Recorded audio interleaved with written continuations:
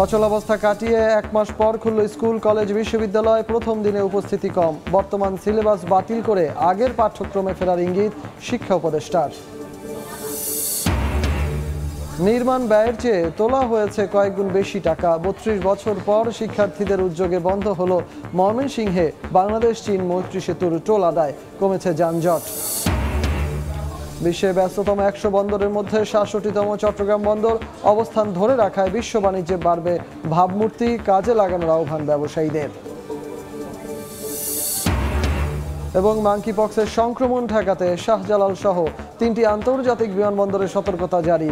সব স্থলবন্দরেও বাড়তি সতর্কতা, থার্মাল স্ক্যানার দিয়ে যাত্রীদের পরীক্ষা।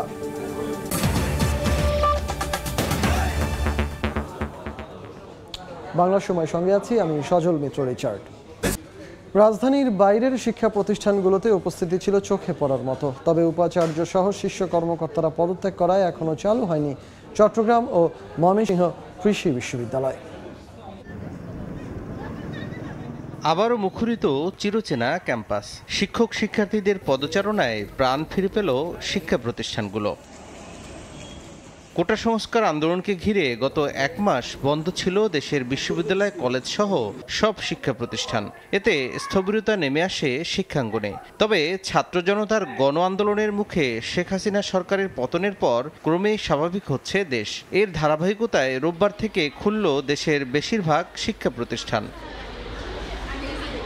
বিশ্ববিদ্যালয়গুলোতে স্বাভাবিকভাবে ক্লাস ও পরীক্ষার সূচি দেওয়া হচ্ছে। খুলে দেওয়া হয়েছে আবাসিক হলগুলো। তবে রাজশাহী বিশ্ববিদ্যালয়ে সীমিত পর্যায়ে চালু হয়েছে শিক্ষা কার্যক্রম। খুলনা বিশ্ববিদ্যালয়ে বিভিন্ন বর্ষের শিক্ষার্থীরা টার্ম রেজিস্ট্রেশন করতে পারছেন। ক্লাস শুরু হবে আগামী 25 আগস্ট থেকে। আমরা অনেক এক্সাইটেড এবার, একদম ফার্স্ট ইয়ারের মতো, যে আমরা নতুন করে ক্লাসে ফিরতে পারতেছি, আমাদের সব ফ্রেন্ডদের সাথে দেখা হচ্ছে। আশা করছি যে আমাদের এতদিনে যে ঘাটতিগুলো হয়েছে এগুলো পূরণ করা সম্ভব হবে। স্যাররা আমাদের যথাযথ সহযোগিতা করবে। কিছু সংস্কারও প্রয়োজন আমাদের, সে সকল সংস্কার আশা করি আমাদের প্রশাসন করবে। আমাদের অন্তর্বর্তীকালীন সরকারের কাছে অনুরোধ জানাবো দ্রুত একটা কার্যকর প্রশাসনের ব্যবস্থা করে আমাদের ক্লাস পরীক্ষাগুলো যেন দ্রুত সময়ের মধ্যে চালু করা যায়। ছেলেমেয়েরা সব হলে সবাই চলে আসছে আশা করা যায়, এবং আমাদের পরবর্তী পরীক্ষাও মোটামুটি রুটিন হয়ে গেছে। ভাইস চ্যান্সেলর লেভেলের যারা তাদের দায়িত্ব নেন পরশু বা পরের দিন সিদ্ধান্ত দিয়ে দেবে।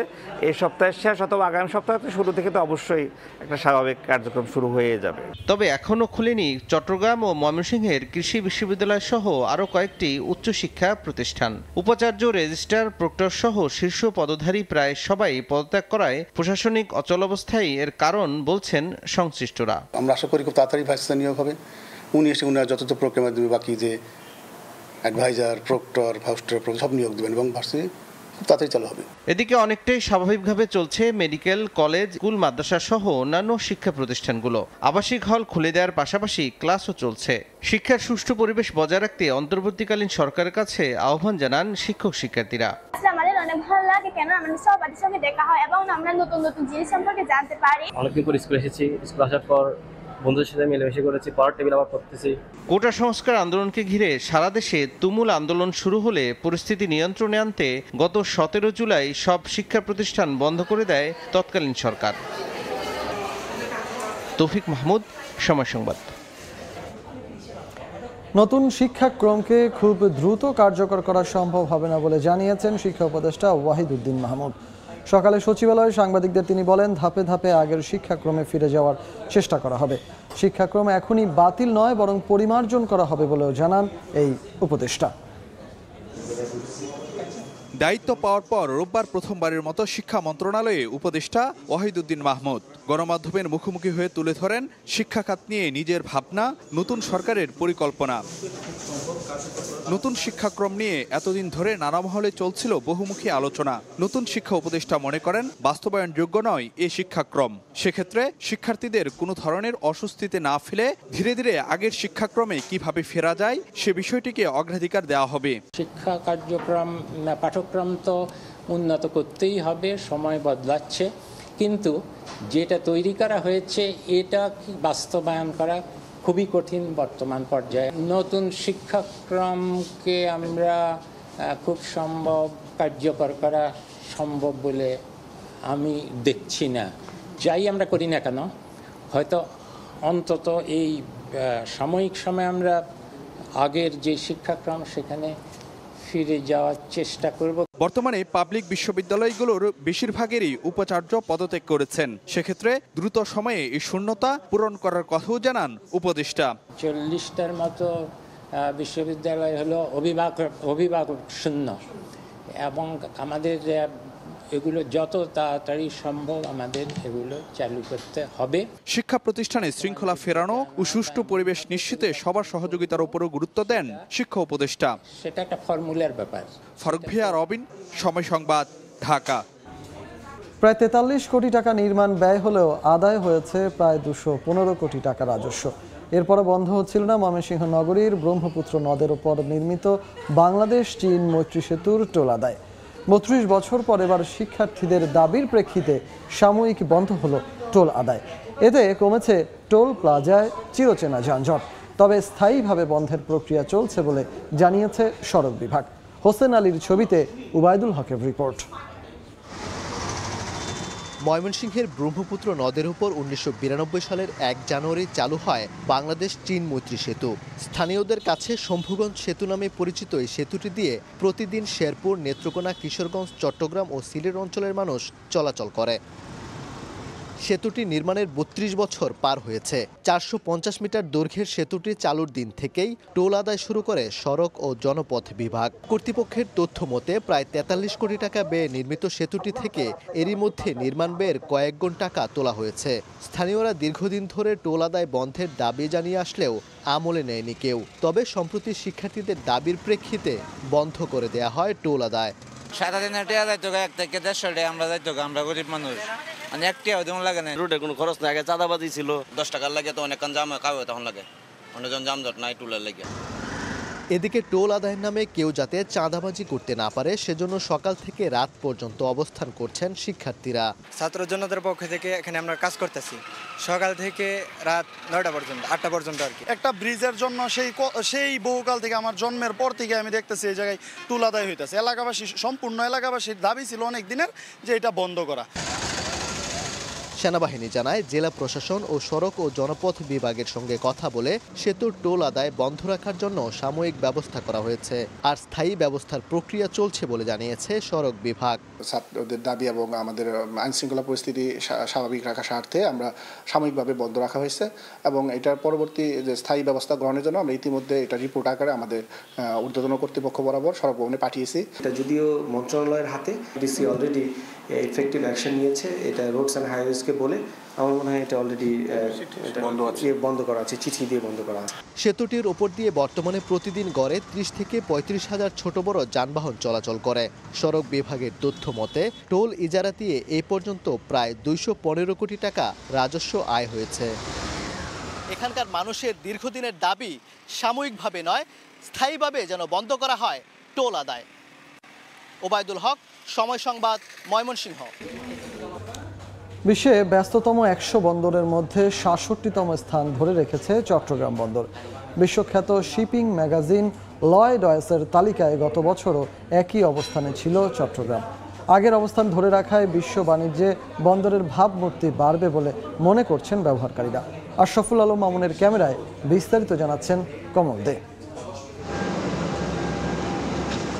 ডলার সংকটের মুখে গত কয়েক বছর ধরেই বিপর্যয়কর অবস্থায় রয়েছে দেশের আমদানি রপ্তানি বাণিজ্য।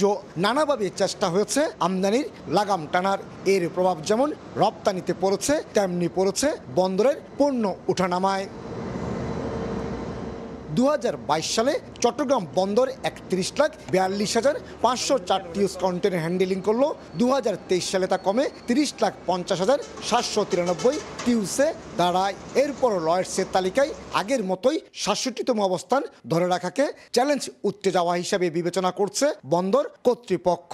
2023 সালে বিভিন্ন রকম অসুবিধা থাকা সত্ত্বেও, বিশেষ করে বৈশ্বিক মন্দা, ডলার সংকট, বিভিন্ন আমদানি নিষেধাজ্ঞা সব থাকা সত্ত্বেও আমরা আমাদের অবস্থান ধরে রাখতে পেরেছি। বিশ্ব সমুদ্র বাণিজ্যে লয়েডসের এই তালিকাকে সক্ষমতার মাপকাঠি হিসেবে বিবেচনা করে আন্তর্জাতিক শিপিং লাইনগুলো। 2009 সালে প্রথমবারের মতো 98তম স্থান নিয়ে তালিকায় উঠে আসা চট্টগ্রাম বন্দর 2022 সালে 64তম স্থান দখল করেছিল।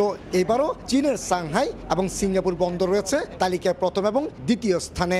বিভিন্ন ক্রাইটেরিয়া বিবেচনা করেই আপনার এই লিস্টটা তৈরি করে। তো সেই ক্রাইটেরিয়া অনুযায়ী আমরা মনে করি যে চিটাগং পোর্টে যে অবস্থানটা তারা দেখিয়েছে, ডেফিনেটলি এটা আমাদের ট্রেডের জন্য, আমাদের দেশের জন্য একটা অবশ্যই একটা বিরল সম্মানের। সদ্য বিদায়ী 2023-24 অর্থ বছরে চট্টগ্রাম বন্দর 12 কোটি 32 লাখ মেট্রিক টন কার্গো পণ্য এবং 31 লাখ 68 হাজার কন্টেনার হ্যান্ডেলিং করেছে। কমল দে, সময় সংবাদ, চট্টগ্রাম। দেশের সংবিধান প্রত্যেকটি নাগরিককে সমান অধিকার দিয়েছে, তাই সংখ্যালঘু বা সংখ্যাগুরু বলে কোনো ধরনের বৈষম্যের সুযোগ নেই বলে জানিয়েছেন বিএনপির স্থায়ী কমিটির সদস্য আমির খসরু মাহমুদ চৌধুরী। সকালে বরিশাল নগরীর প্রবর্তক মোড় এলাকায় ইসকন মন্দির পরিদর্শন শেষে এক মতবিনিময় সভায় তিনি কথা বলেন। বাংলাদেশ জাতীয়তাবাদী দল সংখ্যালঘু বলে এই শব্দটা আমরা বিশ্বাস করি। বাংলাদেশের সংবিধান প্রত্যেকটি নাগরিককে সমান অধিকার দিচ্ছে, ধর্মীয়, সামাজিক, রাজনৈতিক, অর্থনৈতিক। বাংলাদেশের সংবিধান সবাইকে বাংলাদেশি নাগরিক হিসাবে ক্যারেক্টারাইজ করেছে। বাংলাদেশি জাতীয়তাবাদের মাধ্যমে বাংলাদেশের সীমান্তে মধ্যে যারা বসবাস করে সকলকে সমানভাবে দেখতে হবে।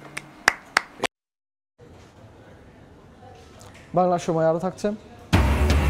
খরা, অতিবৃষ্টি ও বন্যার পরেও মৌলভীবাজারে আউশের ভালো ফলন, ধান কাটা ও মাড়াইয়ে ব্যস্ত কৃষক, কষ্টের ফসল ঘরে তুলতে পেরে স্বস্তি। নতুন ভাইরাস মাঙ্কিপক্সের সংক্রমণ ঠেকাতে সতর্ক ব্যবস্থা নেওয়া হয়েছে বেনাপোল ইমিগ্রেশন বিভাগে। ভারত থেকে আসা যাত্রীদের স্বাস্থ্য পরীক্ষার পর দেয়া হচ্ছে দেশে ঢোকার অনুমতি। পাশাপাশি সচেতনতা বাড়াতে বিতরণ করা হচ্ছে বিভিন্ন নির্দেশনা সম্বলিত লিফলেট। করোনার প্রাদুর্ভাব কাটতে না কাটতেই এবার নতুন ভাইরাস মাঙ্কিপক্স ভাবিয়ে তুলেছে বিশ্বকে। আফ্রিকার দেশ কঙ্গোয় প্রথম শনাক্ত হওয়ার পর থেকে এই ভাইরাস ছড়িয়ে পড়েছে মধ্য ও পূর্বাঞ্চলীয় কয়েকটি দেশেও। দেশে যাতে এই ভাইরাস ছড়িয়ে না পড়ে এজন্য বেনাপোল স্থলবন্দরের ইমিগ্রেশনে নেওয়া হয়েছে বিশেষ সতর্কতা। ভারত থেকে আসা পাসপোর্টধারী যাত্রীদের শরীরে কোনো উপসর্গ আছে কিনা ইমিগ্রেশন স্বাস্থ্য বিভাগ পরীক্ষা নিরীক্ষা করছেন। তবে এখন পর্যন্ত ভাইরাসটিতে আক্রান্ত পাওয়া যায়নি বলে জানিয়েছেন স্বাস্থ্যকর্মীরা। এটাতে আমরা ভয় না পেয়ে যদি আমরা সচেতন হই তো সেটা আরো বেশি বেটার হয়। নতুন ভাইরাসটা আসছে, এইটা আছে কিনা এইটা আমাকে সঠিকভাবে পর্যবেক্ষণ করলো এবং তারপর আমাকে ইমিগ্রেশন কর্তৃপক্ষ রিলিজ দিল। থার্মাল স্ক্যানিংয়ের মাধ্যমে তাদের তাপমাত্রা পরীক্ষা করা এবং অন্যান্য যে উপসর্গগুলো আছে সেগুলো দেখার চেষ্টা করছি। এখন পর্যন্ত কোনো যাত্রী আমরা এই ধরনের লক্ষণ পাইনি। কঙ্গোতে 2023 সালের জানুয়ারির পর থেকে এখন পর্যন্ত 27,000 মানুষ এমপক্সে আক্রান্ত। এর মধ্যে মারা গেছেন 1,100 জনের বেশি। আক্রান্ত ও মারা যাওয়া ব্যক্তিদের বড় অংশই শিশু। সময় সংবাদ, বেনাপোল। খরা, অতিবৃষ্টি ও বন্যার পরও চলতি মৌসুমে এবার মৌলভীবাজারে আউশের বাম্পার ফলন হয়েছে। মাঠে মাঠে পাকা ধান, সোনালী ফসল কাটা ও মাড়াইয়ে ব্যস্ত কৃষক। সদর, কমলগঞ্জ, শ্রীমঙ্গল ও রাজনগর উপজেলায় আউশ ধানের বাম্পার ফলন হয়েছে। উন্নত জাতের ধান চাষ করায় ফলন অন্য বছরের তুলনায় ভালো হয়েছে। কৃষি বিভাগের তথ্যমতে চলতি মৌসুমে জেলায় 66,000 হেক্টর জমিতে আউশ ধান আবাদ হয়েছে।